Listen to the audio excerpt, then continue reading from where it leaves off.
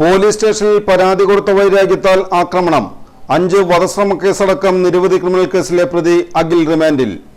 NABL accredited ലാബുകളുമായി സഹകരിച്ച് premium health ചെക്കപ്പുകൾ affordable നിരക്കിൽ ലഭ്യമാക്കുന്നു. കൂടാതെ ടെലിമെഡിസിൻ സൗകര്യവും. MHL smart labs.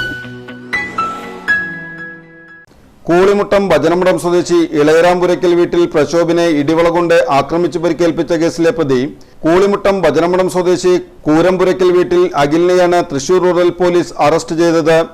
നടപടിക്രമങ്ങൾക്ക് ശേഷം കോടതിയിൽ ഹാജരാക്കിയ പ്രതിയെ റിമാൻഡ് ചെയ്തു. 2004 നവംബർ മാസം പ്രതി പരാതിക്കാരനെ ആക്രമിച്ച് പരിക്കേൽപ്പിച്ചതിന് പരാതി കൊടുത്തത് പ്രകാരം പ്രതിക്കെതിരെ കേസെടുത്ത് അറസ്റ്റ് ചെയ്ത് ജയിലിൽ റിമാൻഡ് ചെയ്തിരുന്നു. ഇതിന്റെ വൈരാഗ്യത്തിലാണ് പ്രതി വീണ്ടും പരാതിക്കാരനെ ആക്രമിച്ച് പരിക്കേൽപ്പിച്ചത്.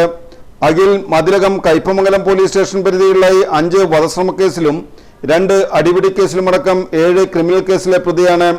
നിരന്തരം പൊതുസമാധാനം ലംഘിക്കുന്ന പ്രവർത്തനങ്ങളിൽ ഏർപ്പെട്ടതിനെ തുടർന്ന് കാപ്പ നിയമപ്രകാരം തടവിലാക്കിയിട്ടുണ്ട്.